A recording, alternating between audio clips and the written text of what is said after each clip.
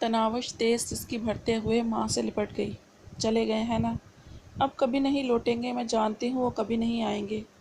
وہ ملازمہ رکھنے پر بھی راضی نہیں ہے ماں جی، ان کے نزدیک میری کوئی اہمیت نہیں ہے، وہ تو بس اپنی انا اور اپنی زبان کی پاسداری میں میری عزت بچانے آئے تھے، کیونکہ مجھے کسی دوسروں کے ہاتھوں نقصان پہنچنے پر ان کی ناک کٹ جاتی اور وہ اپنی اونچی ناک بچانے کے لیے مجھ پر احسان کرنے چلے آئے تھے۔ چپ کر جا میری جان، اتنا نہیں روتے۔ بشریٰ اسے اپنے ساتھ لپٹا کر تسلی دینے لگی، مگر دل بے ایمان تسلیوں سے کہاں مانا کرتا ہے۔ امی جان، آپ کو اتنے سخت الفاظ تو نہیں بولنے چاہیے تھے نا، پہلے مجھ سے پوچھ تو لیتی کہ میں ان کے ساتھ کس مقصد سے تھی، وہ تو مجھے بچانے آئے تھے، ایک غلیظ بد کردار درندے کے چنگل سے مجھے چھڑانے آئے تھے، آپ کی بیٹی کی طرف بڑھنے والا گندا ہاتھ کاٹنے آئے تھے، آپ کی بیٹی کی طرف اٹھنے والی میلی آنکھیں پھوڑنے آئے تھے اور آپ نے ان کی بے عزتی کر دی۔ جانتی نہیں آپ کی بیٹی کتنی بدنصیب، سبز قدم اور جنم جلی ہے، پیدائش کے ساتھ ایسی پیچیدگیاں لائی کہ آپ دوبارہ ماں ہی نہ بن سکی۔ بابا کہنا سیکھا تو پیار کرنے والے ابو جان منہ موڑ گئے، جوان ہوئی تو پیارے بھیا روٹھ گئے اور شادی کے ایک ہفتے بعد ماں جان بیٹھی۔ وہ سسکیاں بھرتے کبھی کبیر دادا کی شکایت کرنے لگی، کبھی ماں کو گلا کرنے لگتی اور کبھی اپنی بد نصیبی کا رونا رونے لگتی۔ بشریٰ بھی آنکھوں میں پیدا ہونے والی نمی کو روکے اسے مسلسل پچکار کر تسلیاں دے رہی تھی۔ ماجے، کیا میں خوبصورت نہیں ہوں؟ ہچکیاں بھرتے اس نے بے ساختہ پوچھا۔ پگلی نہ ہو تو تم تو شہزادی ہو، شہزادی پھر انہیں اچھے کیوں نہیں لگتی ماں جی؟ اچھا لگنے کا انحصار صورت پر تو نہیں ہوتا میری جان، اور چھوڑو جانے دو، اگر اسے تمہاری ضرورت نہیں تو تم کیوں خود کو ہلکان کر رہی ہو؟ مجھے تو ان کی ضرورت ہے نا ماں جی، اس نے گلوگیر لہجے میں کہا۔ وقت ہر زخم کو بھر دیتا ہے میری جان، کچھ عرصہ بعد تمہیں اس بے وفا کا نام بھی بھول جائے گا، یہ شہر ہم یوں بھی چھوڑ دیں گے اور پھر دیکھ لینا میں اپنی شہزادی کے لیے کیسے راجکمار سا رشتہ ڈھونڈتی ہوں، اس کے ساتھ مل کر نئی زندگی گزارنا۔ تناوش ہولے سے بڑبڑائی، زندگی اب کے میرا نام نہ شامل کرنا، اگر یہ طے ہے کہ یہی کھیل دوبارہ ہوگا جس کے ہونے سے میرا سانس چلا کرتا تھا، کس طرح اس کے بغیر اپنا گزارا ہوگا؟ آپ اپنی ان پڑھ ماں کو شاعری سنائے گی؟ بشریٰ نے ہنس کر اس کا موڈ ٹھیک کرنا چاہا، مگر وہ آنکھیں نم کیے ماں کی گود میں لیٹی رہی۔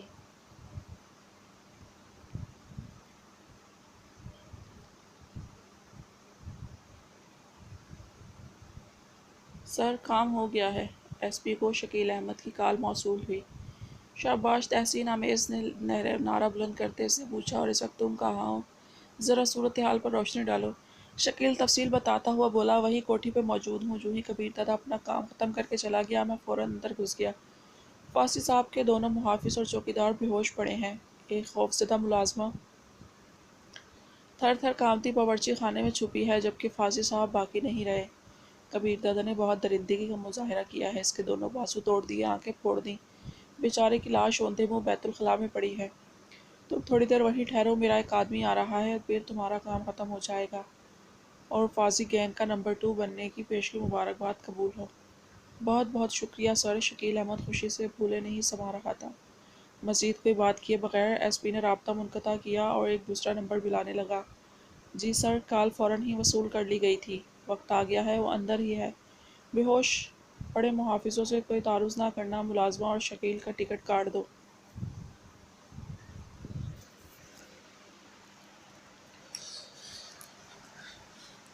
ٹھیک ہے سر، کہتے ہی رابطہ کاٹ دیا گیا۔ ایس پی گھومنے والی کرسی سے ٹیک لگا کر اس کی جوابی کال کا انتظار کرنے لگا۔ 10 منٹ بعد ہی اسے اطلاع مل گئی تھی، کام ہو گیا ہے۔ مختصر الفاظ میں کہتے ہی کال کٹ گئی۔ واہ، بہت خوب، نعرہ بلند کرتے ہوئے وہ اخلاق حسین کا نمبر ملانے لگا۔ جی جناب، اسے اخلاق حسین کی آواز کے ساتھ لوگوں کا شور بھی سنائی دے رہا تھا۔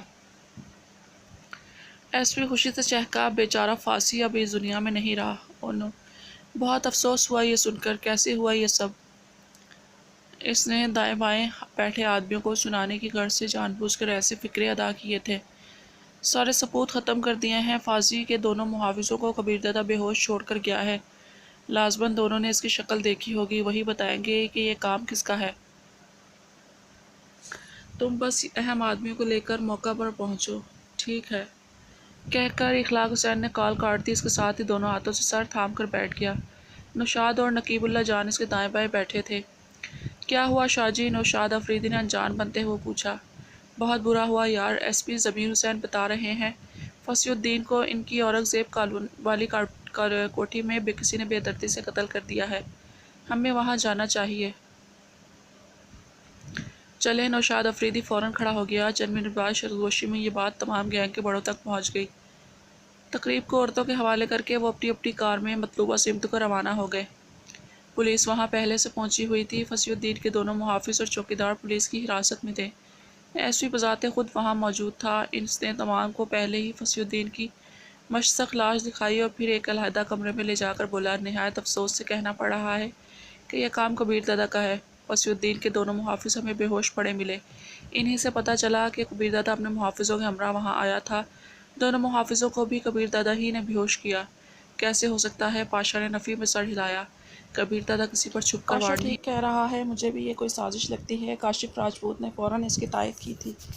کیا بچکانہ باتیں کر رہے ہو یار؟ ایس پی نے منہ بنایا۔ دونوں محافظوں کی اتنی جرأت کہ بغیر کسی خوف کے کبیر دادا کا نام بک دیں۔ ایک منٹ میں دادا سے بات کرتا ہوں۔ پاشا موبائل فون نکال کے کبیر دادا کا نمبر بھی لانے لگا۔ فوراً میرے پاس پہنچو۔ کار وصول کرتے ہی کبیر دادا بغیر رسمی کلمات کی ادائیگی کے بولا، ٹھیک ہے دادا آ رہا ہوں، لیکن ایک بری خبر ہے۔ فصیح الدین کو کسی نے قتل کر دیا ہے۔ میں نے کیا ہے، تم یہاں پہنچو، بہت ضروری بات کرنا ہے۔ ٹھیک ہے دادا، میں آ رہا ہوں۔ پاشا فون جیب میں ڈالتا ہوا ایس پی کی جانب متوجہ ہوا۔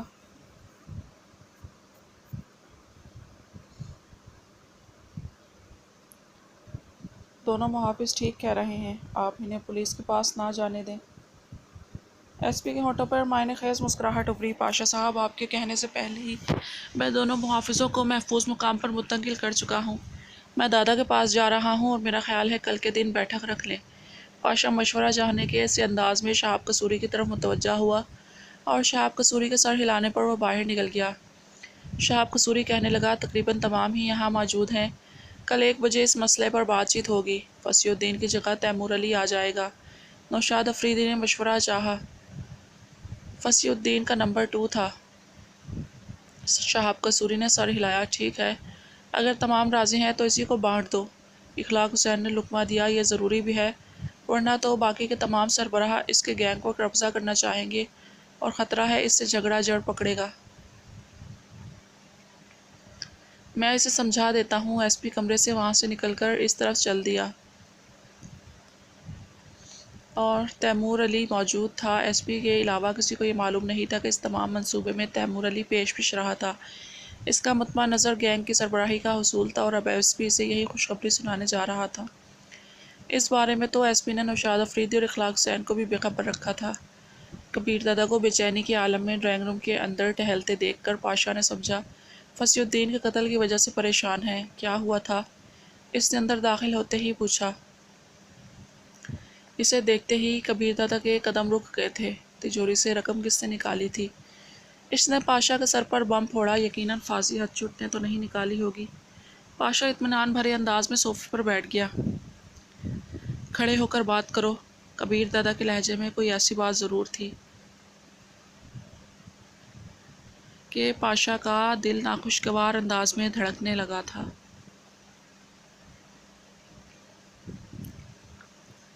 جی، وہ ہونٹ بیچتے ہوئے کھڑا ہو گیا۔ تجوری سے پیسے کس نے نکالے تھے؟ کبیر دادا نے سوال دہرا دیا۔ اس بارے میں ہم پہلے بات کر چکے ہیں، میں سچ سننا چاہتا ہوں۔ کبیر دادا کی آنکھوں سے چھلکتی سرخی نے پاشا کو احساس دلایا کہ اسے کچھ نہ کچھ سنگن ضرور تھی۔ تمام رقم اوپر میرے الماری میں پڑی ہے۔ اس نے سچ اگل دیا۔ کیا تناوش نے طلاق کا مطالبہ کیا تھا؟ کوٹھی وغیرہ کے حصول کی خواہش ظاہر کی تھی؟ کبیر دادا نے اگلا سوال پوچھا۔ پاشا کو معلوم ہو گیا کہ تمام بات کھل گئی ہے۔ یقیناً اسے تناوش ہی نے ساری بات بتائی تھی۔ نہیں، وہ آپ کو چھوڑ کر نہیں جانا چاہتی تھی اور یہ سارا منصوبہ میرا ہی تھا۔ مجھے اس کا آپ کے قریب رہنا پسند نہیں تھا اور آپ بھی اسے جان چھڑانا چاہتے تھے۔ مجبوراً مجھے یہ ڈرامہ ترتیب دینا پڑا۔ پاشا نے لولے لنگڑے دلائل کا سہارا لینے کے بجائے حقیقت بیان کر دی۔ یاد ہے میں نے کیا کہا تھا کہ اسے خراش نہیں آنا چاہیے؟ کبیر دادا کی آواز میں شامل غصہ اس کے لیے غیر متوقع تھا۔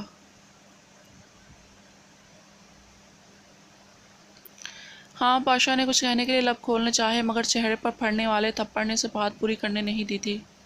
گھٹیا انسان، اس کی حفاظت کس نے کرنا تھی؟ کبیر دادا کے اگلے تھپڑ نے اسے فرش پر اچھال دیا۔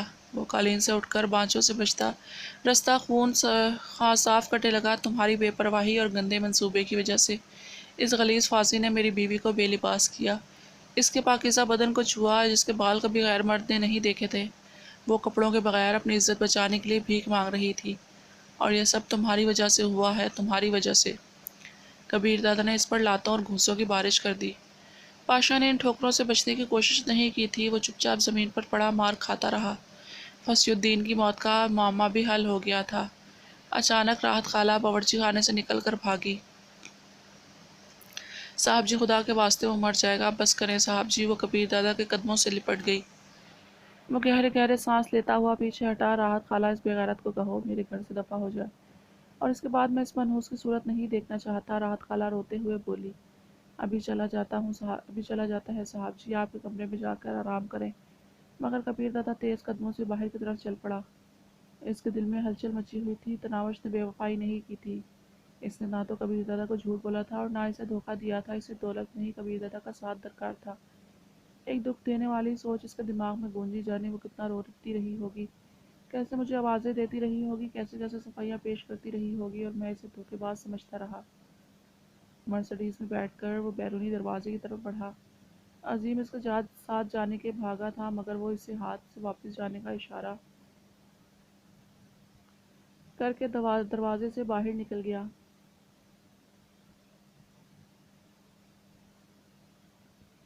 ڈرائنگ روم میں راحت خالہ کی چیختے ہوئے ملازموں کو بلا رہی تھی۔ عظیم اسی طرف بڑھ گیا۔ وہاں پاشا کو زخمی حالت میں بے ہوش پڑا دیکھ کر وہ حیران رہ گیا۔ کیا ہوا؟ اس نے پریشان ہو کر پوچھا۔ سیڑھیوں سے گر گئے ہیں، اب انہیں کمرے میں لے جانا ہوگا۔ راحت خالہ نے اصل بات بتانا مناسب نہیں سمجھا تھا۔ عظیم بچہ نہیں تھا کہ اس کے جھوٹ سے بہل جاتا، مگر اس نے خریدنے کے بجائے ملازموں کو پاشا کو اٹھانے کا اشارہ کیا۔ تھوڑی دیر بعد انہوں نے پاشا کو اس کے کمرے میں منتقل کر دیا۔ راحت خالہ وہیں اس کی تیمارداری کرنے لگیں۔ تناوش کے گھر کے سامنے کار روک کر وہ چند لمحے اسٹیئرنگ وہیل پر سر ٹیکے بیٹھا رہا۔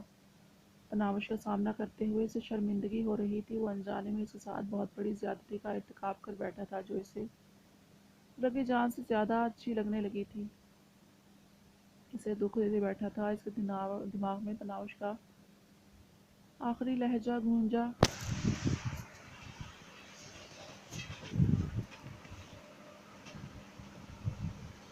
آپ ٹھیک نہیں کہہ رہے ہیں، میں اللہ پاک کی قسم کھاتی ہوں، میں نے آپ کی تجوری ایک بار کھول کر نہیں دیکھی، اور میں نے اپنے کانوں سے سنا ہے جب آپ پاشا بھائی کو کہہ رہے تھے کسی بھی قیمت پر مجھ سے آپ کی جان چھڑوا دیں۔ اسی وجہ سے پاشا بھائی نے کوٹھی وغیرہ کی بات کی تھی، لیکن میں نے منع کر دیا۔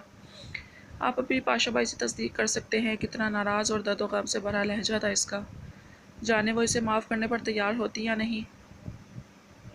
بہرحال کچھ بھی تھا، وہ اس سے ایک بار معافی ضرور مانگنا چاہتا تھا۔ وہ کار سے اتر کر دروازے کی طرف بڑھا۔ دروازے کا ایک پٹ آدھا کھلا ہوا تھا۔ اس کے جانے کے بعد انہیں دروازہ بند کرنا بھول گیا تھا۔ ماں بیٹی پریشان ہی اتنی زیادہ تھی، اور پریشانی میں ایسی بے پرواہیاں تو ہو جایا کرتی ہیں۔ ماں بیٹی رات کو چارپائیاں صحن میں ڈال لیا کرتی تھی، لیکن اس دن انہیں یہ بھی یاد نہیں رہا تھا۔ کمرے کی طرف جاتے ہوئے اس کے قدم من وزنی ہو رہے تھے۔ دروازے کے قریب پہنچتے ہی اس کی نظر تناوش پڑی۔ وہ ماں کی گود میں سر رکھے لیٹی تھی، تو وہ گلا کھنکار کر دروازے کے اندر داخل ہوا۔ اس پر نظر پڑتے ہی تناوش اٹھ بیٹھی تھی، اپنی سیاہ آنکھوں میں حسرت بھرے۔ وہ اس کی طرف متوجہ ہو گئی۔ خالہ، میں آج تناوش سے اکیلے میں بات کرنا چاہتا ہوں۔ وہ بشریٰ کو مخاطب ہوا۔ کر لو بیٹا۔ وہ سر ہلاتی ہوئی کمرے سے باہر نکل گئی۔ جاتے ہوئے دروازہ بند کرنا اس جہاں دیدہ عورت کو نہیں بھولا تھا۔ اس کے باہر جاتے ہی وہ تناوش کی طرف متوجہ ہوا۔ میں طلاق نہیں لینا چاہتی، اس نے سسکی بھرتے ہوئے ایسے انداز میں کہا کہ کبیر دادا کے دل پر زوردار گھونسا لگا تھا۔ وہ ابھی تک بے اعتباری میں پڑی تھی، جانے کبیر دادا کے دل میں کیا سمائی کہ اس نے دونوں ہاتھ دائیں بائیں کھول دیے، یوں جیسے اسے گلے لگنے کی دعوت دے رہا ہو۔ تناوش کے چہرے پر چھائی حسرت بھری اذیت نے حیرانی اور پھر بے پایا خوشی کا روپ دھارا، اور وہ چارپائی سے اٹھ کر اس کی جانب دوڑی۔ اگلے ہی لمحے اس کا نازک ملائم اور خوشبودار وجود کبیر دادا کی باہوں میں تھا۔ کبھی نہیں دوں گا میری جان، کبھی بھی طلاق نہیں دوں گا، ہمیشہ پاس رکھوں گا اپنی تناوش کو، مجھے معاف کر دو، انجانے میں تمہیں دکھ دے بیٹھا۔ تم میرا اقرار سننے کی خواہاں تھی نہ، لو میں اقرار کرتا ہوں کہ تم مجھے دنیا کی ہر چیز سے زیادہ پیاری، ہر شے سے زیادہ عزیز اور ہر شخص سے زیادہ میرے دل کے قریب ہو۔ تم چاہتی تھی کہ میں تمہیں محبت بھرے القاب سے پکاروں، تمہیں چندہ گڑیا جانو کہوں، ایسے ہی پکاروں گا میری گڑیا، میری چندہ، میری شہزادی۔ کبیر دادا نے زور سے اسے اپنے ساتھ بھیج دیا۔ تم میری گود میں لیٹنا چاہتی تھی نا، ساری رات لٹاؤں گا میری گود میں میری گڑیا۔ تم میرے ہاتھ سے پہلا نوالا کھانا چاہتی تھی، اپنا پورا کھانا کھلاؤں گا۔ تم میری شراب نوشی بری لگا کرتی تھی، وعدہ کرتا ہوں کبھی تمہارے سامنے نہیں پیوں گا۔ دوسری لڑکیوں کا میرے قریب آنا برا لگتا تھا، اب کوئی نہیں آئے گی، کسی اور سے ملنا تو درکنار، کسی اور کی طرف دیکھوں گا بھی نہیں۔ بس ایک بار مجھے سچے دل سے معاف کر دو۔ معاف تو نہیں کروں گی۔ اس نے کبیر دادا کی چھاتی سے چہرہ اٹھا کر اس کی آنکھوں میں جھانکا۔ اس کی پرکشش آنکھوں سے اس وقت بھی لگاتار آنسو بہہ رہے تھے، مگر یہ خوشی کے آنسو تھے۔ وہ اپنے لبوں سے اس کے آنسو چنتے ہوئے بولا، بہت دکھ دیے ہیں میں نے اپنی گڑیا کو، وعدہ کرتا ہوں اب کبھی ان پیاری آنکھوں میں آنسو نہیں آنے دوں گا۔ مجھے شاپنگ کراؤ گے نا؟ اس نے ناز بھرے لہجے میں پوچھا۔ جس وقت کہو گے اسی وقت لے چلوں گا، ساحل سمندر پہ لے جاؤ گے، روزانہ لے جاؤں گا، اور تمہیں پاؤں میں موچ آنے کا بہانہ بھی نہیں کرنا پڑے گا۔ رات کو جلدی گھر آؤ گے؟ بھاڑ میں جائیں کام، رات کو کہیں جاؤں گا ہی نہیں۔ صبح کام پر جانے سے پہلے کم از کم 2 گھنٹے میرے ساتھ گپ شپ کرو گے؟ میں تو 3 گھنٹے کا سوچے ہوا تھا، اگر تم یہ چاہتی ہو تو ٹھیک ہے، مرضی بہرحال تمہاری ہی چلے گی۔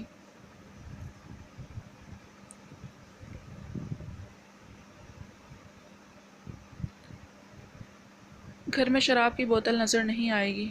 وہ ساری باتیں منانے پر تل گئی تھی۔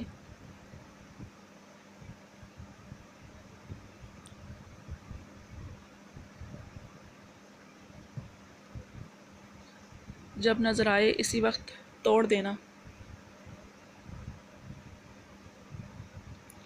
کبیر کہہ کر بلاؤں گی؟ وہ مسکرایا، ٹھیک ہے، لیکن کبھی کبھی تو سرتاج کہہ لو گی نا؟ ہر وقت کہوں گی کبیر، میرے سرتاج، میرے مالک، میرے سائیں، میرے سب کچھ۔ کبیر دادا نے اسے بازوؤں میں بھر کر اوپر اٹھایا اور چارپائی پر لا کر لٹایا، خود اس کے ساتھ بیٹھ گیا تھا۔ اب تو معاف کر دیا ہے نا؟ سوچوں گی۔ وہ ناز سے مسکرائی۔ تو سوچنے کے لیے کتنا وقت چاہیے؟ یہی کوئی 50-60 سال۔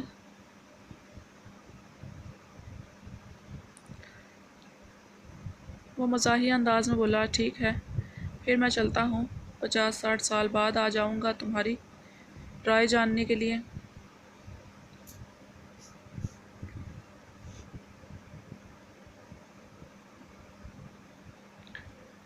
رو دوں گی، اس نے دھمکی دی۔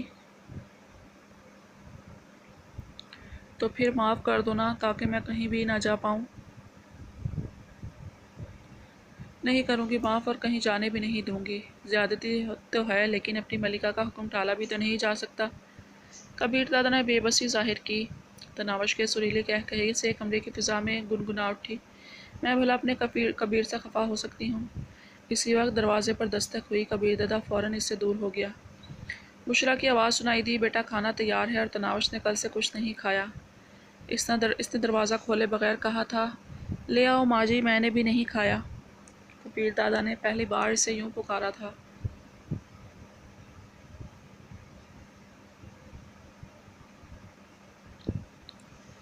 ابھی لائی بیٹا، بشریٰ کی آواز میں خوشی بھری تھی۔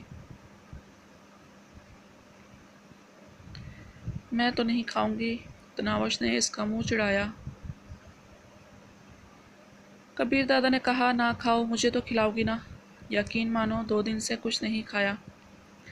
کیا؟ کیوں؟ وہ چیخی تو پڑی، تمہارے بغیر سانس لینا دشوار ہو گیا تھا، تم کھانے کو رو رہی ہو، اتنی پیاری لگتی ہو۔ اس نے ہاتھوں کے پیالے میں کبیر دادا کا چہرہ بھر لیا۔ نہیں، اتنی سے تھوڑی زیادہ، کبیر۔ تناوش کے لہجے میں بلا کی چاہت مؤذن تھی۔ وہ ورفتگی سے بولا، جی، اور پھر وہ مسلسل کبیر کبیر کرتی رہی، اور وہ جی جی کرتا گیا۔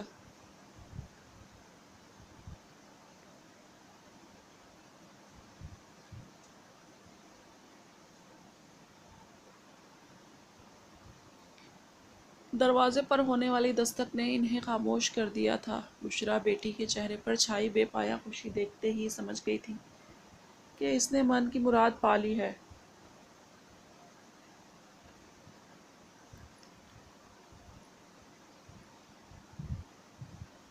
آپ لوگ کھانا کھائیں، میں 2-3 کام نپٹا لوں۔ کھانے کی ٹرے ان کے درمیان رکھ کر وہ باہر نکل گئی۔ وعدہ بھول تو نہیں گیا نا؟ نوالا توڑنے سے پہلے ہی تناوش سے یاد دلانے لگی اور کبیر دادا نے مسکراتے ہوئے نوالا اس کی منہ کی طرف بڑھا دیا۔ کھانے کے بعد کبیر دادا اسے بتا رہا تھا کہ پاشا نے کس طرح ان کے درمیان غلط فہمی پیدا کی۔ بھیا کو ایسا نہیں کرنا چاہیے تھا۔ ناراض ہونے کے باوجود تناوش نے اسے احترام ہی سے پکارا تھا۔ اچھا اٹھو نا، گھر چلے، وہ اٹھلاتے ہوئے بولی۔ میرے پاؤں میں تو موچ آئی ہوئی ہے۔ تو کیا؟ کبیر دادا نے کھڑے ہو کر اسے باہوں میں بھرنا چاہا۔ نہ کرے نا، امی جان دیکھ لیں گی۔ وہ جلدی سے کھڑی ہو گئی۔ کبیر دادا مسکرا دیا تھا۔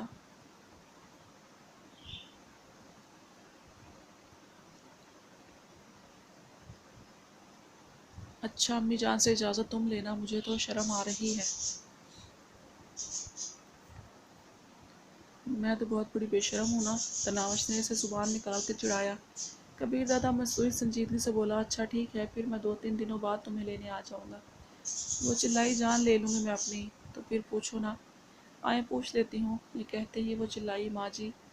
ہاں بیٹا، وہ دروازے پر نمودار ہوئی۔ آپ کے داماد مجھے اپنے ساتھ لے جانا چاہتے ہیں۔ میں نے بھی کہا ہے کہ 2-3 دن بعد ماں جی کے ساتھ گزار کر آ جاؤں گی، مگر یہ نہیں مان رہے، اس لیے اجازت دیں۔ بشریٰ اس کی ماں تھی، ترکی بہ ترکی بولی، کبیر بیٹے کو میں منا لوں گی، تم لیٹو، آرام کرو۔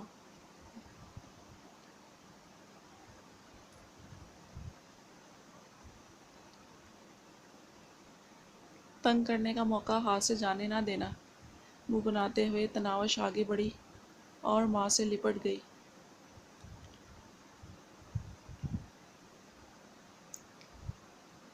سدا خوش رہو میری جان، بشریٰ نے اس کے ماتھے پر بوسہ دیا اور وہ کبیر دادا کے ہمراہ چل پڑی۔ کار کے قریب پہنچتے ہی کبیر دادا نے اس کے لیے دروازہ کھولا اور اس کی نشست سنبھالتے ہی گھوم کر ڈرائیونگ سیٹ پر بیٹھ گیا۔ راستے میں ایک پھولوں والا کے قریب سے گزرتے اس نے تناوش کے لیے گجرے خریدے اور خود ہی اس کے ریشمی کلائیوں میں پہنا دیے۔ تناوش خوشی کے 7ویں آسمان پر اڑ رہی تھی۔ کبیر دادا نے اتنی محبت ملنے کا اس نے خواب میں بھی نہیں سوچا تھا۔ گھر میں داخل ہو کر اس نے کار کا اندرونی عمارت کے سامنے روکی اور نیچے اترنے سے پہلے بولا، نیچے نہ اترنا، میں خود تمہارے لیے دروازہ کھولوں گا۔ اس کی آنکھوں میں آنسو آ گئے۔ اتنی محبت نہ دو کبیر کہ ایسا نہ ہو سنبھالی نہ جا سکے۔ تم نہیں جانتی تمہارے بعد یہ دل کن حسرتوں کا شکار رہا ہے۔ میں تو اپنی دہیں تمہیں ہمیشہ کے لیے کھو چکا تھا، اب اتنی آسانی سے واپس مل گئی ہو تو کچھ نخرے تو اٹھانے دو نا اپنی لاڈلی بیوی کے۔ یہ کہتے ہی وہ نیچے اتر گیا۔ تناوش محبت پاش نظروں سے صدق کی طرف دیکھ رہی تھی۔ کبیر دادا گھوم کر دوسری طرف آیا اور دروازہ کھول کر اسے بازو سے پکڑ کر نیچے اترنے میں مدد دینے لگا۔ تناوش کی آنکھوں پہ اپنا دلہن بن کر آنا گھوم گیا۔ جب اس کی طرف دیکھے بغیر کبیر دادا اندر کی جانب چل پڑا تھا اور پھر اس کے خوابگاہ میں داخل ہونے کے بعد اسے کبیر دادا کی سخت سست سننا پڑی تھی کہ اس کے آدمیوں کے سامنے رومانس نہ جھاڑا کرے۔ آج وہ اپنے ملازموں کے سامنے ہی اس کے ناز نخرے اٹھا رہا تھا۔ وہ نزاکت سے باہر آ گئی، اگر کہو تو فوراً مان جاؤں گا، تمہارے پاؤں میں موچ آئی ہوئی ہے، مجھے لاج آئے گی۔ اس نے حیا سے آنکھیں جھکا لیں، بس ساری مستی تیز تراری ختم ہو گئی۔ کبیر دادا نے اس کا مسکرا کر ہاتھ تھاما اور ساتھ کمرے میں لے جانے لگا۔ تناوش گویا ہواؤں میں اڑتی ہوئی اس کے ساتھ بڑھ گئی۔ خوابگاہ میں داخل ہوتے ہی وہ چیخی تو پڑی تھی، یہ کیا؟ چاروں طرف بکھرے سامان کو دیکھتے ہوئے کبیر دادا کی طرف متوجہ ہوئی۔ وہ اطمینان سے صوفے پر نشست سنبھالتے ہوئے بولا، تمہارے بغیر اپنی یہی حالت ہے۔ اس نے شاکی نگاہوں سے اسے گھورتے ہوئے سامان کو ترتیب سے رکھنے میں مصروف ہو گئی اور وہ محبت بھری نظروں سے اسے گھورنے لگا۔